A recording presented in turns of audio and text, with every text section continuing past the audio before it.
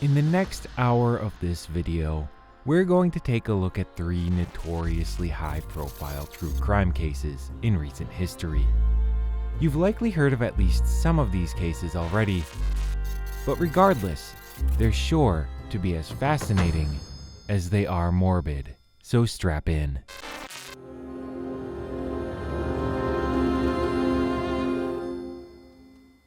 It's 1947, and in the heart of Los Angeles, a mother calls the police to report a possible murder. She had been strolling through Leimert Park with her 2-year-old when she noticed an abandoned mannequin. Only on closer inspection did she understand that it wasn't a mannequin, but a corpse. Elizabeth Short's mutilated body was found, a grotesque tableau of horror in a display of brutality that defied comprehension. She had been slashed in half at the waist and had been drained of all her blood. Her intestines, among other organs, had been surgically removed and were now arranged tidily under her buttocks. Her thighs and breasts had sections of skin removed, and she had a lot of excrement in her stomach, probably having been made to consume them before she was killed. The mutilations on her face, though, were the most horrifying. Her face was slashed on both sides, from her mouth's corners to her ears, leaving what is known as a Glasgow smile. She must have been murdered elsewhere before being left at Leimert Park, because the body had previously been scrubbed clean. Elizabeth Short, as her identity would be later revealed, met a terrible fate, so unimaginable that it defies all reason and sanity. Her life was brutally extinguished, and her body left discarded, dismembered, and violated, as if she was a doll. The city was gripped by fear, whispers of a deranged killer lurking in the shadows. Investigators struggled to make sense of the unfathomable, but the more they dug for answers, the further they seemed to get from the truth. What makes this case truly bone-chilling is the fact that the Black Dahlia murder has refused to yield its secrets. The unsolved puzzle gnaws at our collective consciousness, leaving us yearning for closure, while the enigmatic killer mocks the very notion of justice, even though by now they're long dead. The gruesome discovery. In the shadows of the sprawling city of angels, filled with the dreams and ambitions of countless souls, Elizabeth Short, known to the world as the Black Dahlia, found the fame and fortune everyone wished for. She just wasn't alive to relish it. Los Angeles had a new star, but instead of glam and the good life, she inspired fear and a newfound love of life. She was the muse of a very sinister plot. They nicknamed her the Black Dahlia. In the wake of this abomination, investigators descended upon the crime scene. Every step they took, every clue they uncovered, only deepened the enigma surrounding Elizabeth Short's demise. The chilling reality of her fate sent shockwaves through the city, shattering its illusion of safety. The investigation begins. As the news of the gruesome Black Dahlia murder spread like wildfire, Los Angeles found itself engulfed in a frenzied storm of media coverage and public interest. Safe to say, she became a superstar, a dead one. The Black Dahlia case was everywhere, with newspaper headlines screaming in bold letters and newsreels capturing the public's insatiable curiosity. It was the talk in bars, nightclubs, and even churches. Most of all, the pressure on law enforcement to solve the puzzle and bring the killer to justice was relentless. Investigators worked tirelessly, sifting through mountains of evidence and examining every detail, but they faced an uphill battle, for the killer seemed to be a phantom, leaving behind few clues to follow. The labyrinthine streets of Los Angeles offered an abundance of hiding places, and the investigation became a race against time. The LAPD had up to 750 investigators working on the case at one point, examining more than 150 probable suspects in the Black Dahlia murder. During the original inquiry, police heard more than 60 confessions, but none were deemed legitimate. More than 500 admissions have been made since then, yet no one has been put on trial. The meticulous nature of the killer's actions left investigators grappling for answers. They interviewed every witness they could think of, searching for any thread that might lead them to the heart of the darkness that had claimed Elizabeth Short's life. Eventually, law enforcement identified several key suspects and persons of interest. One such figure was Dr. George Hodel, a prominent physician with a dark and twisted past. His potential involvement in the Black Dahlia murder sent shockwaves through the investigation as detectives explored the depths of his connections and delved into his enigmatic persona. Another figure that emerged from the shadows was Leslie Dillon, a man with ties to the film industry and a troubled background. His suspicious behavior and chilling confessions piqued the interest of investigators as they sought to uncover the truth behind his claims and determine whether he was a master manipulator or a genuine threat. The investigation explored motives of jealousy, revenge, and even the possibility of an occult ritual. Each suspect offered a tantalizing glimpse into the mind of a potential killer, but never really filled the shoes of their ideal culprit. The dark underbelly of Hollywood. The most complex part about this case was that it had a lot of leads reported, but they would all lead to a dead end. On average, 400 written or typed letters were sent to Harry Hansen, the detective in charge. It seemed to be a spectacle, as many people came into the station claiming to be the Black Dahlia murderer and turning themselves in. There was no end to the false leads, but some seemed valid enough to be investigated seriously. The Richardson call. A call came from a man claiming to be Richardson and taking responsibility for the killing. It seemed like a breakthrough at the time, and it was a very important lead to the case. He said he wanted to be caught, and he also promised that he was going to be sending a couple of her belongings. The Black Dahlia letters. During this time, sending letters had risen into practice. Cases like the Zodiac Killer case in the later years are a good example of this. The Richardson call would prove to bear weight, as a letter was sent to the editor of the LA Examiner's newspaper. It had a lot of letters cut from movie advertisements and posted onto the paper to form messages. Attached to the letter were Elizabeth's ID card, birth certificate, address book, and personal photos. These items were believed to be in the purse she had disappeared with. They were wiped clean with gasoline. With time, several more were sent to the detective. One sent from the same person to different locations on January 29, 1947. The Black Dahlia Avenger claimed his murder was justified and claimed he would turn himself in. He did not turn himself in. Purse and shoes. A purse and a pair of shoes were also found near a garbage dump close to where Elizabeth's body was found. They were searched for and eventually found, but they had also been wiped clean with gasoline. The leads, whether solid or not, all led to a dead end. Beach letter. A pile of clothing was found on the beach. It included a man's navy herringbone jacket, white shirt, undershirt, underwear, and a moccasin. Inside the shoe was a letter. It said, "To whom it may concern, I have waited for the police to capture me for the Black Dahlia killing, but they have not. I'm too much of a coward to turn myself in. This is the best way out. I couldn't help that or this. Sorry, Mary." This letter led to searching the ocean, but nobody was found. It was later dismissed as another prank.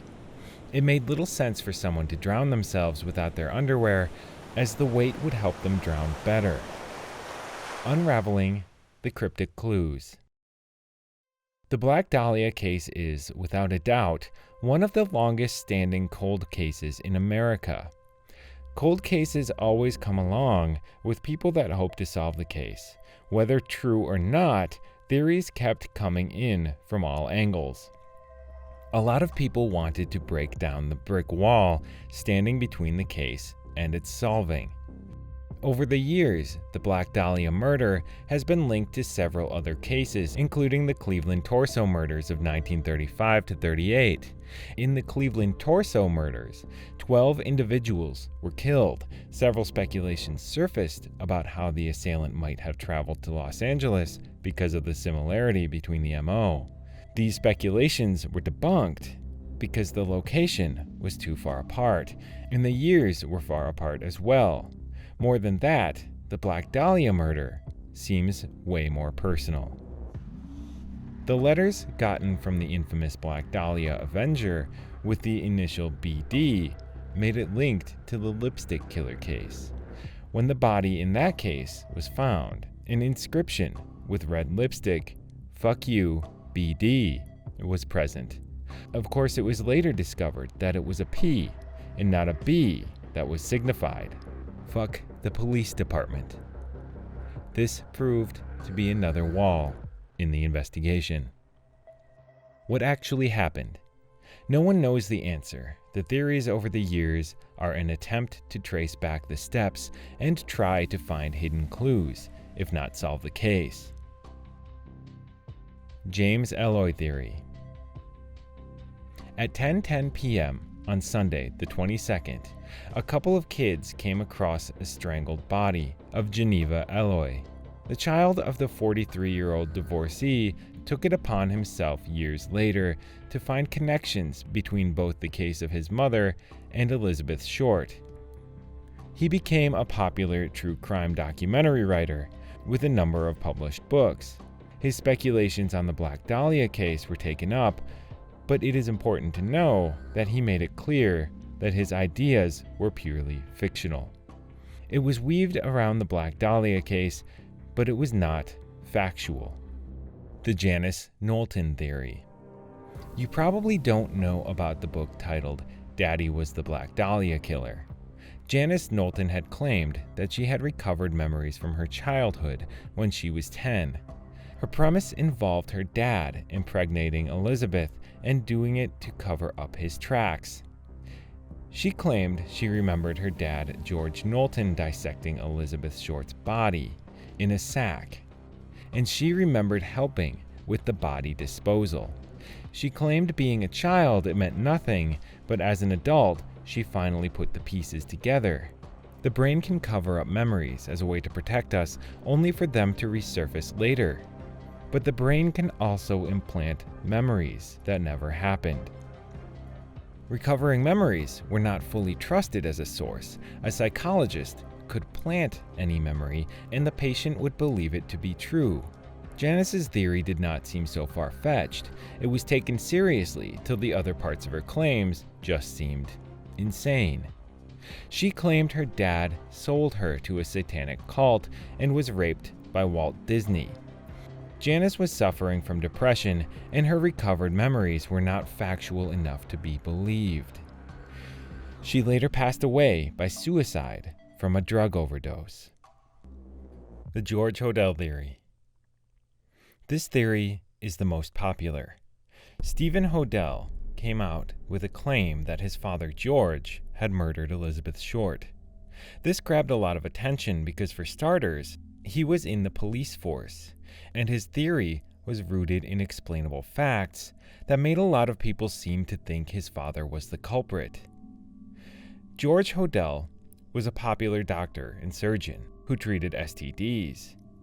During the time he was in school, dissection was often taught.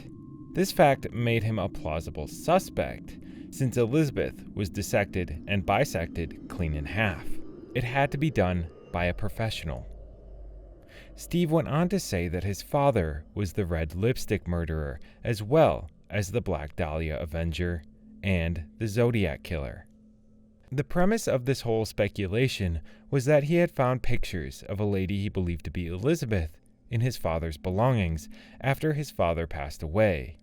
George Hodel was on the list of suspects during the investigation. His secretary also died mysteriously while investigating to prove he was the culprit. All these facts did little to ease the suspicious eyes that gazed towards him.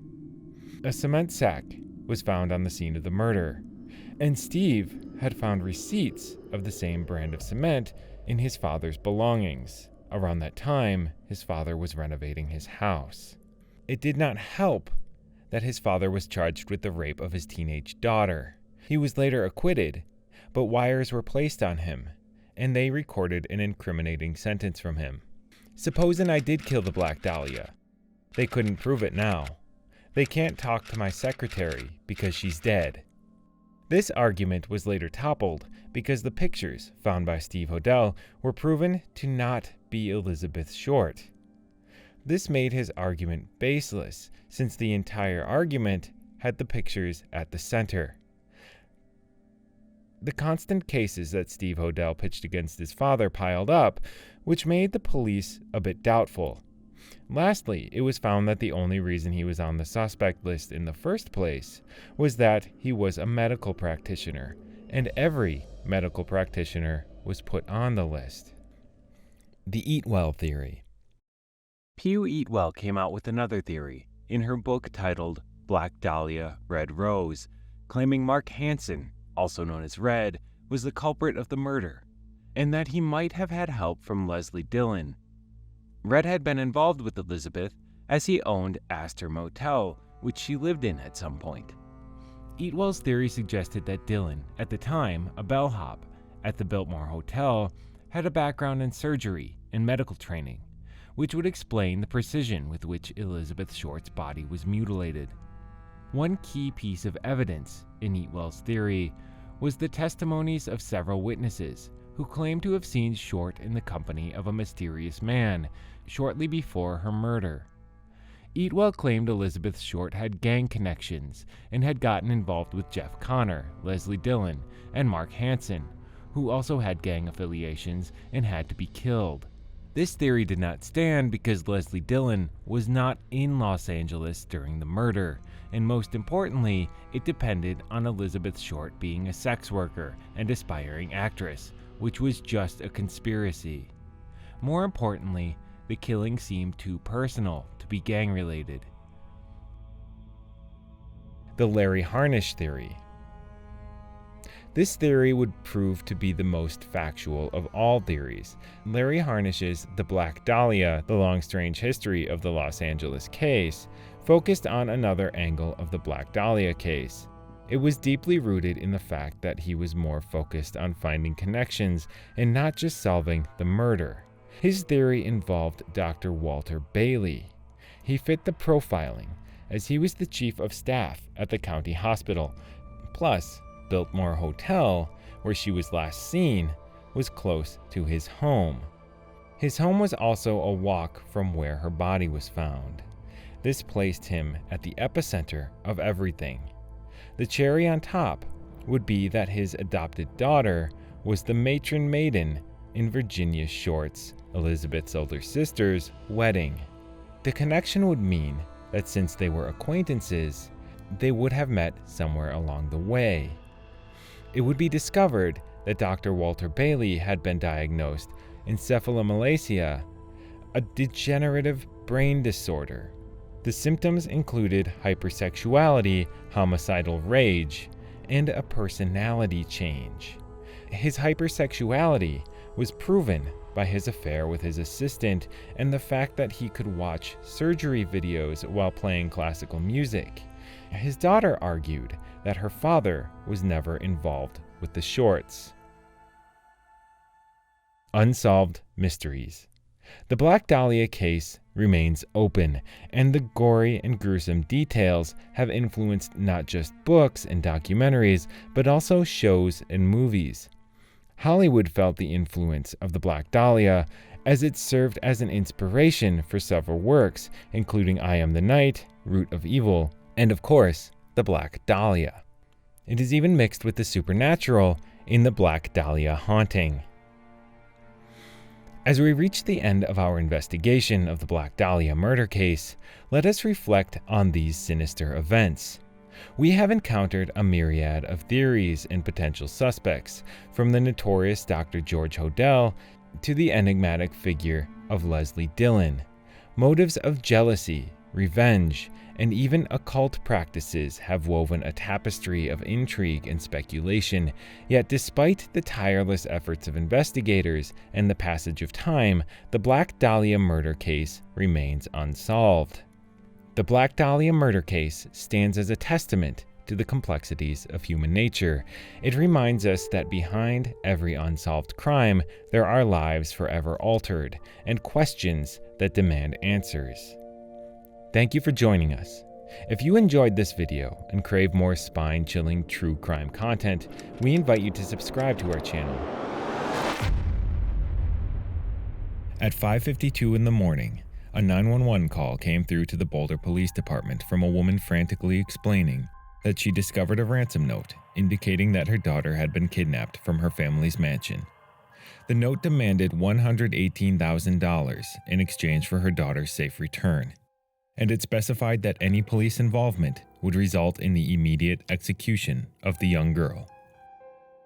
The woman on the phone was Patsy Ramsey, wife of John Ramsey, who was the CEO and president of a successful company called Access Graphics. The Ramsey family was wealthy and well respected in the Boulder community, and now their beloved daughter, JonBenet, was missing, seemingly kidnapped from under their noses as they slept. But before we dive deeper into the notorious case of JonBenet Ramsey, let's take a look into her life prior to this fateful day in 1996. Who was JonBenet? JonBenet was born on August 6th in 1990 and was following in her mom's footsteps as a beauty pageant queen from a young age. Patsy Ramsey won Miss West Virginia in 1977, and by the age of 6, JonBenet had already won various child beauty pageant titles, including Little Miss Colorado. She lived with her parents and her older brother Burke, who was 9 at the time, in a beautiful 5-bedroom, 8-bathroom home. Her father had a net worth of $6.2 million in 1996, so the family had the financial freedom to live a luxurious lifestyle. In fact, on the morning that Patsy discovered the ransom note, the family was supposed to catch a flight on their private jet to their second home in Michigan. But instead, December 26th of 1996 would be the day that flipped the Ramsey family's world upside down. The first officers arrived at the Ramsey home within 10 minutes of Patsy's 911 call, but since it was a holiday, seasoned officers weren't on duty. Instead, the officers that responded to the call were new to the department and fairly inexperienced. Shortly after police arrived, the White family, who were friends and neighbors of the Ramsey family, showed up to help with the search for JonBenet. Police allowed the family into the Ramsey home, which was just the beginning of the Boulder Police Department's failure to keep the crime scene and any potential evidence preserved for testing. The contamination of evidence would prove to be a massive hindrance in the solving of this case. It is reported that around 7:30 a.m., John Ramsey was preparing the $118,000 that was demanded in the ransom note. The note stated that the kidnappers would be giving John a call between 8 and 10 in the morning to arrange a pickup of the money. But 10 a.m. came and went without hearing anything. Eventually, detectives and FBI agents would show up at the Ramsey home to assist the cops that were already on site. Around 1 p.m., a BPD detective named Linda Arndt told John to search the house again, and heartbreakingly, not long after he began his search, John came across the lifeless body of his daughter in the wine cellar of their basement. In a later interview with ABC News, John described the manner in which he found her body. She was lying on a white blanket. The blanket was wrapped around her. Her hands were tied above her head. She had tape over her mouth. I immediately knelt down over her, felt her cheek, took the tape immediately off her mouth.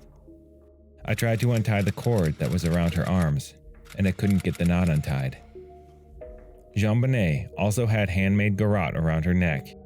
For those of you that don't know, garrote is a handheld ligature device with a screw attached, used for strangling. The screw allows you to slowly tighten the ligature until the victim is asphyxiated. In JonBenet's case, the garrote had a piece of a paintbrush from the Ramsey home used as the screw. As soon as John discovered her body lying in the basement, he picked her up, took her upstairs, and placed her on the floor.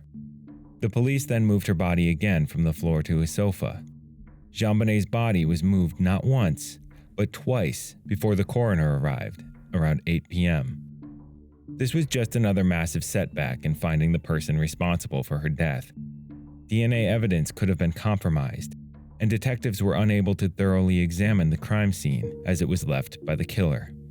Following the autopsy, the coroner determined that 6-year-old JonBenet's cause of death was asphyxia by strangulation and craniocerebral trauma, meaning that she also suffered a large blow to the head that left her skull fractured. There was blood found in her underwear, along with DNA. Based on the size of her hymenal opening for her age, the coroner determined that sexual abuse was probable. The fact that JonBenet had a history of bedwetting supports the probability of sexual abuse as well. She had many abrasions on her body, including on her neck, cheek, and legs. It was never determined what weapon was used to strike JonBenet in the head with such force, but some items from the Ramsey home were possibilities. A baseball bat found in the home had carpet fibers from the basement on it, and a flashlight in their kitchen matched the shape of the injury to the child's head. But again, the murder weapon also could have been long gone and never recovered. It was later determined that the DNA found in her underwear could have been from the manufacturer, though, and therefore might not be related to the murder at all. The house had no signs of forced entry, although there was a window in the basement that had been broken for quite some time before the attack occurred. There was a suitcase placed underneath the window that was not normally placed there, and it was thought that the intruders might have used the suitcase to get back out of the broken window. However, the dust and cobwebs on the window were undisturbed, and it didn't seem as though anyone had used it to enter or exit the home. There were no fingerprints found anywhere on or near the window. Now, let's take a deeper look at the ransom note found by Patsy that morning. I have to say this is one of the strangest and most unsettling details about this case. It's hard to make it make sense. The ransom note itself is 2.5 pages long, written on a legal pad with a Sharpie pen, and it was determined that both items came from inside the Ramsey home. What's even more strange is that the writer of the note, assumingly the kidnappers, must have spent more than 20 minutes writing inside the home that night. A documentary on CBS tested this, having 3 experts copy down the entirety of the ransom note by hand. Each of them took over 20 minutes to finish. This alone raised some red flags, because if you were the intruder, wouldn't you want to be out of there, undetected, as quickly as possible? The note was significantly longer and more wordy than your typical ransom note, and some believe that this was because whoever wrote it was trying to mislead the police. The CBS documentary, called The Case of JonBenet Ramsey, had a professional forensic linguist create a profile on the author based on the note, and he determined that the writer was likely a woman over 30 years old who speaks English as their first language. These qualities don't necessarily match the profile of most violent kidnapping criminals. He also noted that the phrases in the ransom note were shockingly similar to phrases that the Ramseys used in their Christmas newsletter of that year. All of this seems especially fishy after knowing that the materials used to write the note belonged to the Ramseys. And if that's not strange enough, let's talk about the amount that the kidnappers requested in exchange for JonBenet to be returned safely. From the outside, $118,000 seems to be a completely random amount to request. But when you look closer, $118,000 is nearly the exact amount that John Ramsey had received for his bonus that year. In theory, though, if a kidnapper broke into the Ramsey household that night it wouldn't be too far-fetched that they would know the financial situation of the family. One final piece of information that's important to note surrounding the ransom situation is that the note said that the Ramseys would receive a call between 8 and 10 a.m. that day with instructions on how to drop off the money. No call ever came through to the Ramsey household that morning, and neither John nor Patsy ever even mentioned it. Detectives on the scene found this to be odd, because you would think that the couple would be anxiously awaiting that call for news on the whereabouts of JonBenet. The ransom note is probably the most widely discussed and controversial piece of evidence from this case, and after being dissected countless times by professionals and internet sleuths alike, it just feels a bit off. So who killed JonBenet Ramsey? Over the decades, there have been many theories as to what could have happened inside the Ramsey home on Christmas night in 1996. Just recently, there was a breakthrough. Perhaps the suspect with the most suspicious background altogether is Gary Oliva, who was arrested in 2016 for possession of child pornography. He's currently serving a 10-year prison sentence in Colorado for the crime. At the time of his arrest, Oliva had over 300 photos of or relating to JonBenet on his phone. Oliva actually admitted in letters he sent from prison to a former classmate that he killed JonBenet, stating that he was in love with her and that it was an accident. The classmate, named Michael Vale, has since turned the letters in to the Boulder Police Department. Vale suspected Oliva was responsible for the murder of JonBenet for over 2 decades before receiving the confession letters. According to Vale, Oliva had actually called him on the night of December 26th in 1996. Oliva was crying, saying, "I hurt a little girl." I hurt a little girl. It was shock. It was pure shock. Oliva didn't provide any other details, except that the incident happened in Boulder, Colorado. The following day, the news broke that a 6-year-old girl had been murdered in Boulder. Vale immediately contacted the Boulder police, explaining everything he knew. But he never heard back. In an interview, Vale said, "3 months later, I called the police again to find out what was going on in its investigation of Gary. But instead, I was sent to a police answering machine set up for tips on the JonBenet case. I left a message on the recorded line, and again, I never heard back from investigators." At the time of the murder, Gary Oliva was a registered sex offender, living in close proximity to the Ramsey home. He even attended a candlelight vigil for the child after her death. In December of 2000, Oliva was arrested in Boulder for criminal trespassing, and at the time of his arrest, he had a photo of JonBenet with him, as well as a poem titled "Ode to JonBenet" that he had written. DNA from Oliva was collected at the time of his arrest, but it was not a match for the DNA found in the crime scene. Police seem to have dismissed this confession as plausible because the DNA wasn't a match. But it's important to remember that the crime scene wasn't properly secured, and there was the potential for evidence to be contaminated. Another suspect in this case was a man named John Carr, who was a teacher and living in Thailand at the time. He was facing child pornography charges in America and confessed to killing JonBenet Ramsey in 2006, which led to his extradition to the US. Again, there was no evidence that linked Carr back to the murder, and it was possible that he confessed simply to be sent back to the United States, avoiding spending time in Thai prisons. Another man named Bill McReynolds, who played Santa Claus at a few of the Ramseys' holiday parties, was suspected because of his close relationship with JonBenet. He had been at the family's house only days prior to the murder and seemed to have some sort of obsession with the little girl. At some point, JonBenet gifted McReynolds a jar full of glitter, and he later said, "Her stardust was all I took with me for good luck when I had heart surgery. Her murder was harder on me than my operation. She made a profound change in me. I felt very close to the little girl. I don't really have other children that I have this special relationship with. Not even my own children or my grandchildren. I've asked my wife to mix the stardust JonBenet gave me with my ashes. We're going to go up behind the cabin here and have it blow away in the wind."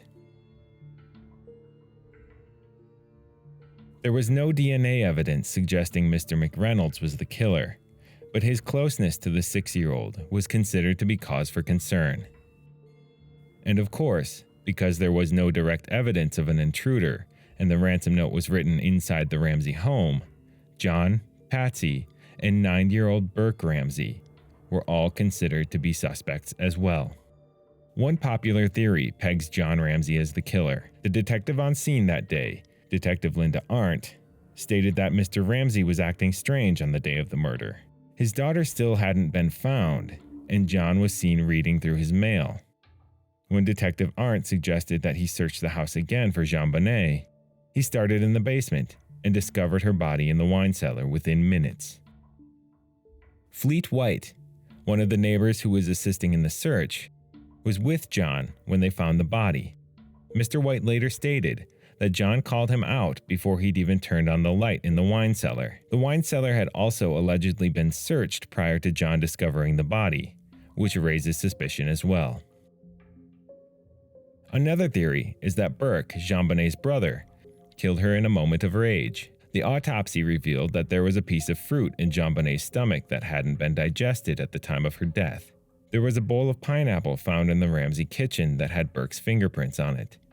The theory is that maybe the young girl took a piece of fruit from her brother's snack bowl, causing him to lash out, even if the extent of which he hurt his sister was an accident. Some pent-up rage could have caused him to snap. His mom was completely focused on JonBenet's pageantry, and Burke could have been jealous of the attention directed towards his sister. When the siblings were younger, JonBenet had to get plastic surgery after Burke hit her in the face with a golf club during an outburst. If that could happen once, it's theorized that it could happen again. Also, it's important to note that JonBenet had been to the doctor 37 times in the year leading up to her death, which is unusually high for a child who is otherwise healthy. A less popular but notable theory is that Patsy could have snapped and killed her daughter.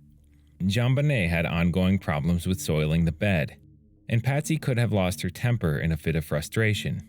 It was Patsy's paintbrush that secured the garrote around JonBenet's neck after all. The way in which the Ramsey family handled the situation was controversial in general, which just added to the public's suspicion that one of them could have had something to do with it. The family didn't formally talk to police for over 100 days after the murder, but they conducted their first interview with CNN just days after their daughter was found murdered. I don't know who it is. I don't know if it's a he or a she. But if I were a resident of Boulder, I will tell my friends to keep. Despite there being no real progress in the case for over a decade, the Ramsey family was cleared of being involved on July 9th of 2008. Just recently, news broke that the DNA evidence under JonBenet's fingernails and her underwear was tested immediately following her murder, and the results came back in early 1997 that the family, housekeeper, and friends of the family were not a match. Despite this evidence debunking the theories that the family had anything to do with it, the Boulder Police Department continued investigating the family for over a decade, wasting valuable time and resources that could have been put towards finding the actual killer. John Ramsey commented on this subject, saying, "It didn't fit the investigators' conclusion that one of us was the killer. Police seemed to have blinders on to the fact that anyone else could have murdered JonBenet, and those blinders resulted in years of being wasted in the hunt for the real killer. Hopefully, with the help of this new DNA evidence, there will be justice for JonBenet Ramsey in the near future. Her story lives on, even decades after her death, and her loved ones deserve closure, even though nothing can ever bring back their daughter, sister, granddaughter, niece, and friend." If you enjoyed our deep dive into this story, please subscribe to our channel for everything true crime.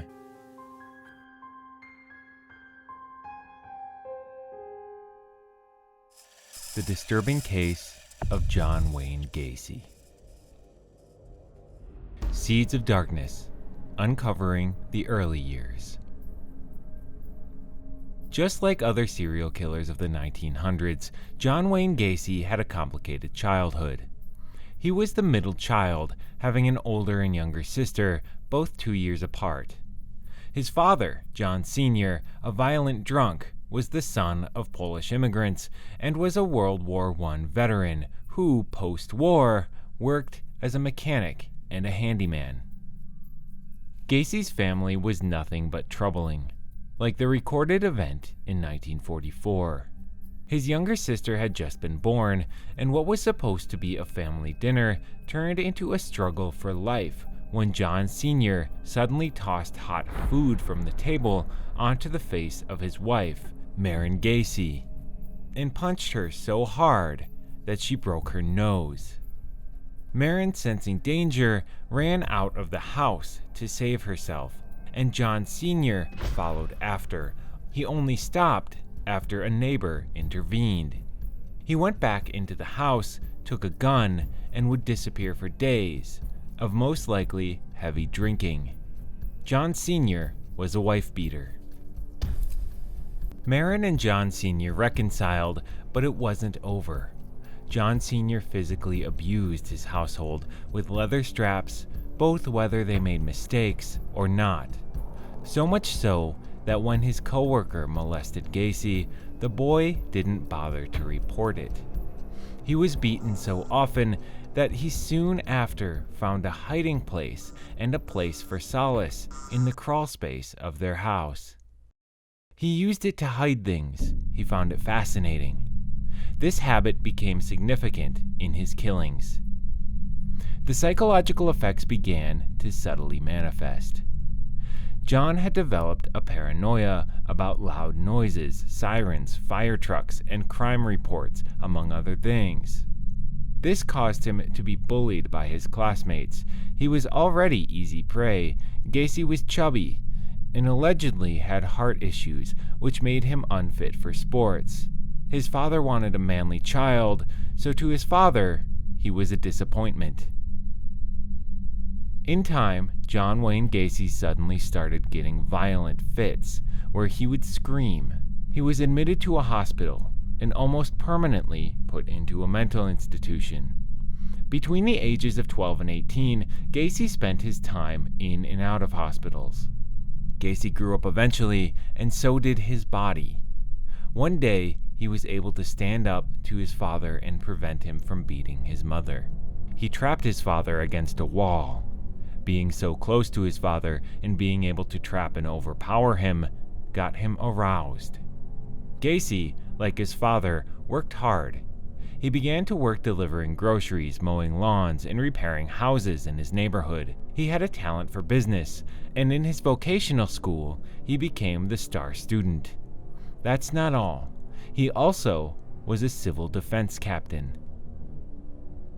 And he worked in church organizations, even considering becoming a priest, as the vow of chastity would hide his bisexuality. All these made him popular, but this would not last, as his health got in the way of his ambition and he dropped out of his vocational school. The double life. Gacy soon went to a business school, worked for a management company, and not long after moved out of his parents' house into his own in Springfield, Illinois. He started dating, and not long after became a member of the United States Junior Chamber of Commerce. He was doing well for himself. He had a personality that made you want to listen to him and talk to him. He used it to his advantage and secured his place in society. He would soon find out about the wife-swapping, pornography distribution, and prostitute ring that he and his colleagues would become heavily involved in. After 6 months in Springfield, he married his first wife, Marilyn Meyer, who was from a well-off family. He would have 2 children with her. His life seemed to be going perfectly. He was a respectable man. The shadow. Gacy had another side of him that was just terrible. He picked up young people and was openly sexual with them. One time when he was driving to work, he encountered 15-year-old Donald Voorhees walking. He offered the boy a ride and managed to convince him to go home, where he showed him pornographic videos. He performed oral sex on Donald and told Donald to do the same to him. Donald kept returning to his house to ask for money. They were exchanging sex for money. This despicable act would not be a one-time thing, as between 1967 and 1968, he would participate in sexual acts with minors several more times. He would pay some to have relations with his wife in exchange for money and would later blackmail them into having sex with him. Donald's demands for money soon became more frequent, and when Gacy got tired of his demands, the boy told his father. This led to a police investigation where his house was searched. They found porn, just like Donald said, but there was barely enough to charge him with. He took a polygraph test to prove his alleged innocence, but failed it. He still had the backing of his colleagues, who didn't want their activities involving wife swapping, pornography distribution, and prostitution to be exposed. This took an interesting turn when other victims began to surface. Edward Lynch, an employee of his father-in-law's restaurant, testified to being forced by Gacy to watch porn. Gacy wanted to have sex with him and had cut him with a knife when Edward refused and fought back. Gacy responded by choking him till he lost consciousness. Edward was freed and soon after fired from his job. On the 10th of May, 1968, John Wayne Gacy was arrested and charged with sodomy of a teenage boy. He denied all charges, claiming it was efforts made by his opponents to prevent him from being president of the Junior Chamber of Commerce. He got the support of a lot of people because of the reputation he had built. He once again took a polygraph test and failed. And at this point, he changed his testimony. He claimed Donald was a prostitute, and he decided to try it once, but he was being blackmailed by him for money. Gacy was then released and rearrested for intimidation and burglary. He had hired 18-year-old Russell Schrader to intimidate and beat Donald to stop him from testifying. During his arrest, he sang out loud about his wife swapping, pornography distribution, and prostitute ring he and his colleagues were involved in. A few more boys came out as victims of Gacy in just a few months. Gacy was psychologically and physically evaluated, and it showed that he never had any heart conditions. He discovered he had a high IQ and was a smooth talker. He also lacked empathy and conscience. He thought he would be free to go, but he was found guilty of sodomy and sentenced to 10 years in jail. John Sr. cried when his son was sentenced, most likely out of shame than out of sadness. During all this, his wife divorced him and took custody of his children. Gacy's time in prison. Gacy's personality led to him rising to the position of head cook in prison. He was a model prisoner, and he related well with the inmates and the prison guards. In prison, he had spread a lot of lies about himself in the hope of helping his reputation. He told everyone he was a prominent politician in prison for showing porn to 17-year-olds. He claimed his ex-wife was the daughter of Colonel Sanders, the founder of the KFC franchise. His wife's father had bought 3 KFC locations. He also told lies about serving in the Marines. He was able to fool many of the inmates. He maintained his stance on having a heart condition and acted like he hated homosexuality in prison. No records of him being involved in homosexuality in prison were noticed. He even took the chance to get a high school diploma. Gacy was released only after a year and a half. But during his time in incarceration, John Sr. had passed away from liver cirrhosis. Life after prison. After being released, he relocated back to Chicago, Illinois, and started his trade on a clean slate. He moved in with his mother and began to work as a cook at a dive bar. At one point, he grew tired of his job as a cook and started a PDM contractor company. Not long after, proof that he had not turned a new leaf surfaced. He was charged with sexually assaulting a teenager. This case was dropped as the victim never showed up again. He lied to cover up his tracks by saying he was instead charged with beating up a homosexual. In one of his PDM jobs, he would meet his colleague's roommate, who told Gacy that he was gay. They both had sex and got talking. His colleague's roommate showed him a few spots to pick up male prostitutes. Gacy would make good use of this information as he picked up a number of his victims here. Time went by. On the 15th of August 1971, he moved into his infamous house at 8213 West Somerdale Avenue with his mother. Mickle Reed, one of his employees that lived with him and had sex with him, was attacked by Gacy on a few occasions, one of them with a hammer. Mickle got scared and moved out. Gacy rekindled his romance with Carol Lofgren, a girl that he had dated back in high school. She had already gone through a divorce and had 2 daughters. She had financial issues, and although she wasn't so much in love with Gacy, she married him for stability. Gacy had told her he was bisexual, but she did not take it seriously. December 25th, 1971, Gacy visited his father's grave, and it is said that he cried for a long time. It would seem that day something else inside him had broken, as just weeks later, he would begin to murder teenagers. He married Carol Lofgren on the 1st of July, 1972, but it was important to know that just 9 days before their wedding, he was arrested for sexual battery. He had impersonated a police officer, kidnapped a teenager, and forced him to have oral sex with him. At the traffic light stop, the boy ran out of the car, and Gacy tried to run him over. The victim had tried to blackmail him for money. This led to the police dropping the case. Another double life.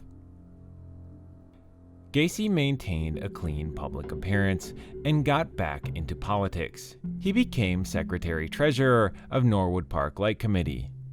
He used his company to clean the Democratic Party's local headquarters, and this fetched him a good reputation. He was also the director of Chicago's annual Polish Constitution Day Parade and a member of the Moose Launch fraternity. He was well respected in his community. He started dressing himself up as the famous alias Pogo the Clown. The clown has a creepy-looking smile, but somehow his duties to the company fetched him more attention. He acted as entertainment at Christmas, Halloween, and Easter parties. He also visited sick kids in hospitals and performed at parades. He did things as a clown he could not do on normal days. Gacy had successfully made a place for himself in society. Sometimes the best hiding place is in the light. In 1977, he became a precinct captain and even took a picture with the First Lady of the United States of America. Gacy kept abducting and killing young teenage boys, some that worked for him, others that were male prostitutes, and also people that he met randomly. He made sure to choose his victims carefully, people who had no one to look for them if they went missing. It was very surprising that the police had not looked closely at Gacy. Teenage boys around him kept disappearing, and he had a history of being a sexual predator. He got a lot of sexual molestation charges, but none were prosecuted. His marriage was failing. Carol felt he had spent too much time working. Little did she know he had not actually spent the time working, but raping, torturing, and murdering boys. She told him to quit PDM contractors as it was taking too much of his time. In October 1975, Carol divorced him based on infidelity. He fell into taking drugs and pills and made his place a co-housing unit. David Cram, one of his employees, would move in with him. When he attempted to rape him several times, Cram got so scared that he started sleeping in jeans with a belt on and no longer pajamas. After being attacked by Pogo the Clown, he moved out. The next person would be Michael Kors of his company, who was more willing to play along with Gacy. He even dressed as a clown, Patches, and had sex with Gacy, but even he would get worried and move out. Gacy dressed up as a police officer and arrested Robert Donnelly. He raped him and choked him. Pointing a gun at his head, he played Russian roulette with him. He would keep pulling the trigger once he pulled a blank. It was enough to scare Donald.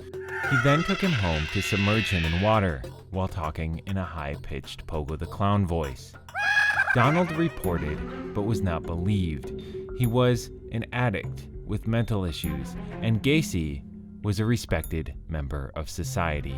Jeff Rignall, 26 years old, had just argued with his girlfriend because he was more into having sex with men despite his relationship. Gacy met him on the way to a gay club and offered him a car ride. Gacy offered him a puff of his marijuana, which Jeff accepted. He was offered once more, but this time was met with a rag of chloroform, which made him pass out. He gained consciousness a few times, but kept being knocked out at intervals with chloroform. He then woke up. He was on a couch in a building smelling of rotted flesh. He was once more offered a puff of marijuana, which he accepted out of fear, and was doused with chloroform once more. He would then be raped and abandoned in the snow. It is still a mystery why he let him go, but Jeff was bruised, beaten, scarred, burned, and his liver was badly damaged beyond repair from the chloroform. Even though he filed a report, nothing was done by the police because he admitted to being gay. Method of operation. John Wayne Gacy possessed a chilling ability to manipulate those around him, utilizing his deceptive charm that belied his sinister intentions. His method of operation involved targeting vulnerable individuals, particularly young men and teenage boys, who were often drawn to his charismatic personality. Gacy would present himself as a pillar of the community, a successful businessman, and an active member of local organizations, engendering his trust and admiration among his peers. He would exploit their vulnerabilities, promising them opportunities for employment, guidance, or even a place to stay. Most of his targets were young men and boys, often in their late teens or early 20s, whom he believed he could overpower with relative ease. Many of Gacy's victims were from marginalized backgrounds, individuals who had been ostracized or struggled with homelessness or strained family relationships. He preyed upon their desperate need for stability and a sense of belonging, and the promise of a brighter future. Once he gained their trust, he would invite them to his residence, often for a social gathering or to discuss potential job opportunities. However, what awaited them within the confines of his home was rape, torture, and most times, death. The investigation and trial. Finally, it would seem Gacy's life of crime was up, and repercussions for his actions finally caught up to him. Robert Peast, a model student, went missing. He was meant to celebrate his mom's birthday along with her. His mother waited, but he was never to return. Robert had informed his mother that he was with a contractor discussing work, and that the contractor would drive him back. The contractor was none other than John Gacy. A missing persons report was filed, and a manhunt was commissioned. Gacy was investigated, and his records were looked through, and his jail time records showed his crimes. This led the detectives to be more aggressive with their digging, and a search warrant was issued. In his house, they discovered gay porn, drugs, police badges, handcuffs, restraining devices, big plastic dildos, a blue parka, and a pharmacy receipt in his waste bin. A blood stain was on the bathroom floor. The crawl space caught their attention, but it was obvious that it wasn't dug recently, so they ignored it. Interviews with his employees led to David Cram narrating his experience with Gacy. He said he believed bodies were buried in the crawl space, and Gacy had always called them to dig holes in the crawl space with specific instructions. Gacy was then put on 24-hour surveillance. On further investigation, the blue parka, containing a receipt, belonged to Robert Peast, and was enough to process a second warrant. It had placed Robert Peast in his house. When the detectives were invited into Gacy's house, one of them went shopping around and noticed a putrid smell. He flushed the toilet, and the smell of rotting flesh came up once more from the house vent. He knew at that moment that he had to get a warrant to check out the crawl space. Not long after discussing with Michael Koss, Gacy went to see his lawyers. He confessed his crimes to them, and the crawl space was to be dug. It was found flooded, and the water was being drained. At this point, Gacy was having a mental breakdown. He paid for gas at a gas station with marijuana, and he begged to see his father's grave. Gacy was arrested under the pretext of marijuana possession. He had to be locked up somehow, and not long after, his crawl space was dunked. Bones were discovered. 27 bodies were found in his crawl space, one beneath his garage and one more under his patio. The bodies had ropes around their necks, gags in their mouths, metal rods, and pill bottles in their anuses. On the 22nd of December 1978, he confessed to the murders. He couldn't even recall most of their names. He confessed he lacked more space to dump more recent bodies and had thrown them in the Des Plaines River. His victims. 3 bodies were found linked to him, but the rest were never recovered. His identified victims include Timothy Jack McCoy, 16, murdered on January 3, 1972. Randall Wayne Reffitt, 15, murdered on May 14, 1976. Samuel G. Dodd Stapleton, 14, murdered on May 14, 1976. Michael Lawrence Bonin, 17, murdered on June 3, 1976. William Huey Carroll, 16, murdered on the 13th of June, 1976. James Byron Hackinson, 16, murdered on August 5, 1976. Rick Lewis Johnston, 17, murdered on August 6, 1976. Kenneth Ray Parker, 16, murdered on October 24, 1976. Michael M. Marino, 14, murdered on October 24, 1976. William George Bundy, 19, murdered on October 26, 1976. Francis Wayne Alexander, 21, murdered on December 1, 1976. Gregory John Godzik, 17, murdered on December 12, 1976. John Allen Schick, 19, murdered on January 20th, 1976. John Stephen Prestige, 20, murdered on March 15th, 1977. Matthew Walter Bowen, 19, murdered on July 5th, 1977. Robert Edward Gilroy Jr., 18, murdered on September 15th, 1977. John Anthony Mowry, 19, murdered on September 25th, 1977. Russell Lloyd Nelson, 21, murdered on October 17th, 1977. Robert David Winch, 16, murdered on November 10th, 1977. Tommy Joe Balling, 20, murdered on November 18th, 1977. David Paul Talsma, 19, murdered on December 9th, 1977. William Wayne Kindred, 19, murdered on February 16th, 1978. They were all found buried in his crawl space. Timothy David O'Rourke, 20, murdered on June 16th to the 23rd, 1978. Frank William Landigan, 19, murdered on November 4th, 1978. James Mazzara, 20, murdered on November 24th, 1978. Robert Jerome Peast, 15, murdered on December 11th, 1978, found in Des Plaines River.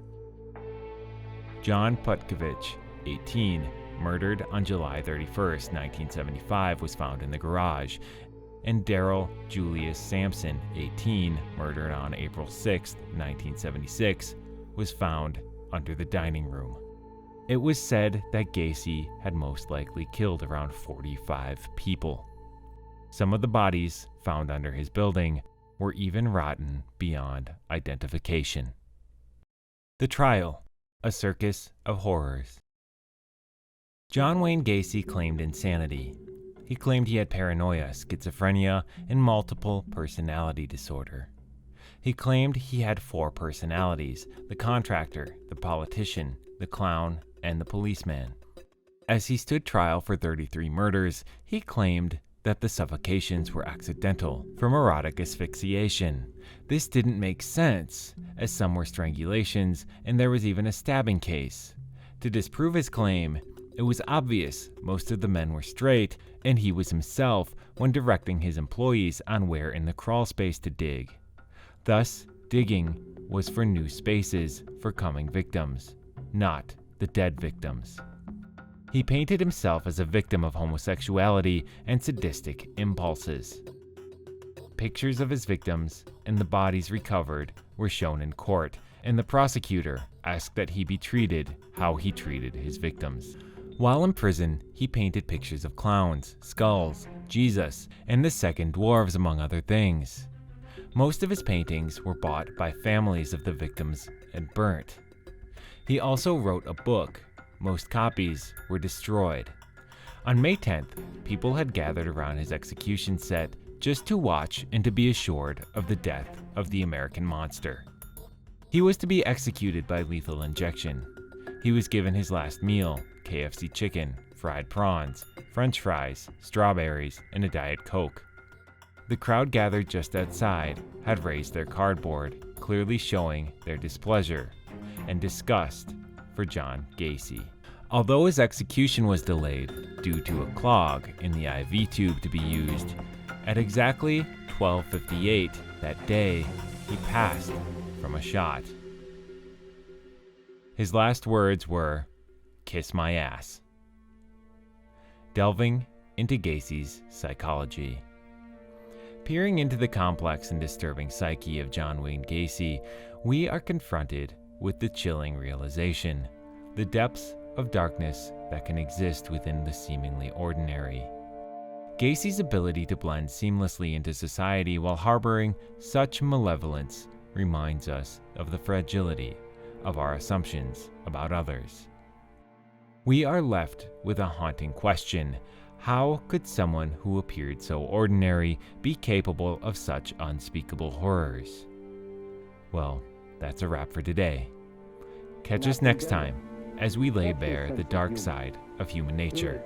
Until then, stay safe. Aren't you afraid sitting that close to me? What the hell? Oh, this is too long.